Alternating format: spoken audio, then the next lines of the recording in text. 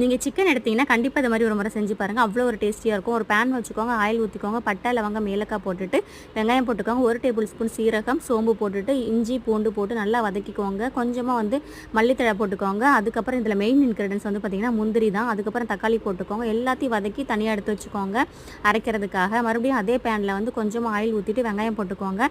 இஞ்சி பூண்டு paste 1 table spoon போட்டு நல்லா வதக்கி விட்டுருங்க. வதக்கினதுக்கப்புறமா வந்து தக்காளி போட்டுக்கோங்க. இந்த தக்காளி வதங்கிறதுக்கு நான் கொஞ்சம் கல்லுப்பு ஆட் பண்ணிக்கிட்டேன். இதையும் போட்டு நல்லா வதக்கிக்கோங்க. இப்போ மசாலாஸ் வந்து ஆட் பண்ணிக்கலாம். 1 table spoon garam masala, 1 table spoon தனியாத்தூள், 1 டேபிள் ஸ்பூன் வந்து பார்த்திங்கன்னா குழம்பு மிளகா பொடி போட்டுக்கலாம். எல்லாத்தையும் போட்டு நல்லா வதக்கிட்டு அதுக்கப்புறம் வந்து கருவேப்பிலை கொஞ்சம் போட்டுக்கோங்க. அதுக்கப்புறம் சிக்கன் நல்லா கழுவி எடுத்து அதையும் போட்டு நல்லா வதக்கிக்கோங்க. இது ஒரு 10 மினிட்ஸ் நல்லா வதக்க விடுங்க. இந்த மசாலாலாம் இதில் கொஞ்சம் இறங்கினதும் அதுக்கப்புறமா வந்து தண்ணி ஆட் பண்ணிக்கோங்க.